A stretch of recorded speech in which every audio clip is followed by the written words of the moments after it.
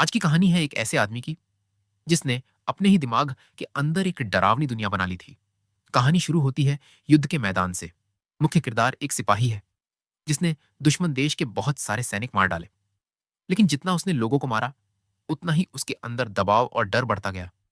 उसे लगने लगा कि वो कभी भी पागल हो सकता है।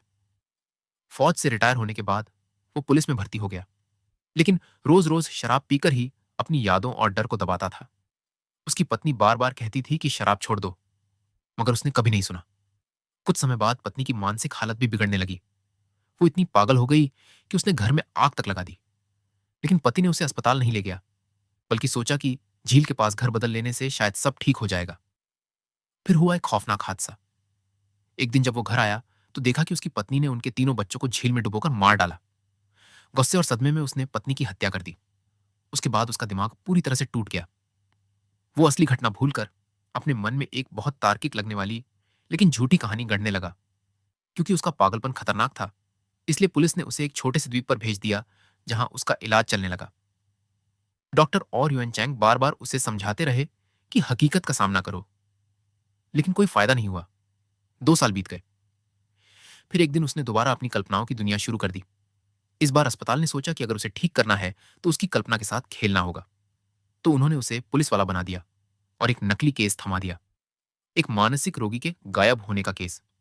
वो केस की जांच शुरू करता है, लेकिन असलियत में अपराधी तो उसकी कल्पना में ही था, इसलिए जांच कहीं पहुंचती ही नहीं। वो कब्रिस्तान तक पहुंच जाता है। सोचता है शायद लापता रोगी यहीं दफन है, लेकिन उसे कुछ नहीं मिलता।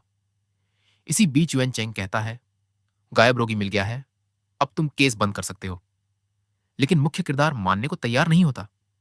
वो भागकर लाइट हाउस पहुंचता है।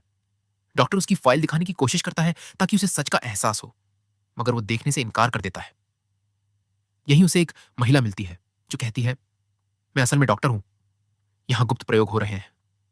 मैंने सच बताया तो सबने मुझे पागल घोषित कर दिया, तुम यहां से भाग जाओ। ये सुनकर उसे पूरा यकीन हो जाता है कि यह जगह एक खतरनाक संगठन का अड्डा है। वो सोचता है उसके साथी को यहां कैद कर लिया गया है। और जब आखिर में वो लाइट हाउस के अंदर पहुंचता है तो सच्चाई सामने आ जाती है। युएन चांग और डॉक्टर बताते हैं, यहां कोई गुप्त प्रयोग नहीं हो रहे। सच्चाई यह है कि तुम्हारी पत्नी ने बच्चों को मारा और फिर तुमने अपनी पत्नी को मार दिया। अब सच का सामना करो। ये सुनकर वो बेहोश हो जाता है। होश में आने के बाद भी वो सच्चाई मानने से इनकार करता है। आखिर में युएन चांग फैसला करता है, अब इसे ठीक करने का सिर्फ एक ही तरीका है, दिमागी की सर्जरी, ताकि ये सब कुछ भूल जाए। और कहानी यहीं खत्म होती है।